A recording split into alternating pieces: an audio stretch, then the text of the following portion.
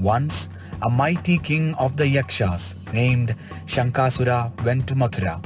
Puffed up with pride, he appeared before Kamsa in the royal assembly and said, "O conqueror of the three worlds, I challenge you in the battle of clubs. If you win, I'll become your servant. If victory is on my side, you will become my servant and will serve me until the end of your days." Kamsa took his huge club and accepted the challenge.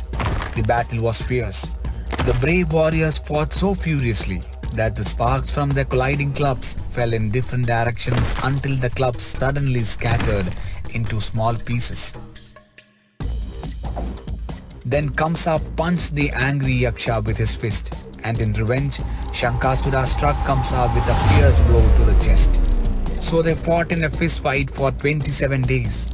None of them weakened, and both of them were amazed at their mutual strength. Then, the mighty King Kamsa grabbed Śaṅkhāsura and tossed him 800 miles high into the sky with great force. When Śaṅkhāsura fell back to the ground, he got disoriented for a moment, but quickly recovered. He grabbed Kamsa, spun him around and threw him 8,000 miles high into the sky.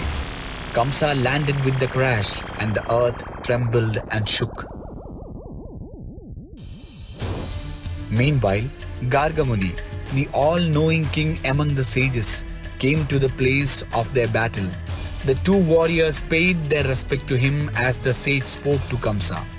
"O King of Kings, you must stop this senseless battle. The mighty warrior Śaṅkhāsura is equal to you in strength. When the Supreme Lord predicted that he would kill you, he also intended to kill Śaṅkhāsura. Both you and Śaṅkhāsura received the blessing of possessing immeasurable strength from Lord Shiva. Therefore, O King of the Yadu dynasty, ally with Śaṅkhāsura, and you, O King of Yakshas, become a friend of Kamsa." So, following the orders of Gargamuni, Śaṅkhāsura and Kamsa became close friends. On his way home, Śaṅkhāsura heard charming chanting from the forest where Krishna was conducting Rasa Leela.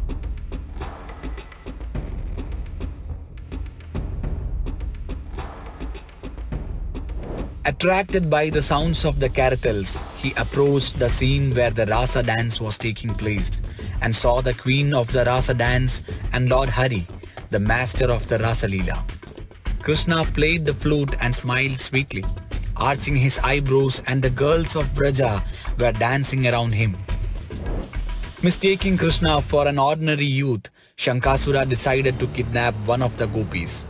Overwhelmed by lust, the fearless demon grabbed a gopi named Shatachandrana and rushed straight to the north.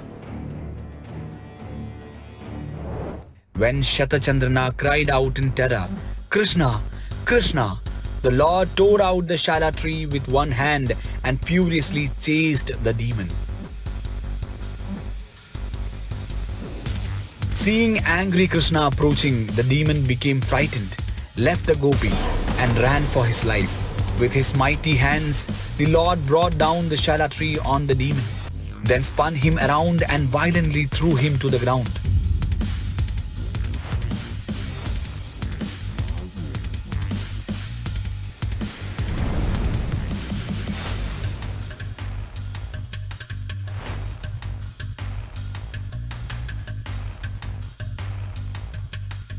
In response, Śaṅkhāsura jumped on Krishna and tried to knock him to the ground.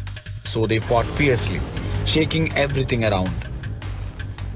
Then Krishna, with a mighty stroke of his fist, blew off Śaṅkhāsura's head from his shoulders, and the demon died instantly. Krishna removed the jewel from Śaṅkhāsura's crown. The divine effulgence came out of the demon's body. It illuminated all directions for a long time, until finally it entered the body of Krishna's friend Sridhama, who lived in Vraja. After killing the demon, Krishna returned to the forest where the Rasa dance was taking place. He presented the jewel to the gopi named Chandrana and resumed his beautiful pastimes with the gopis.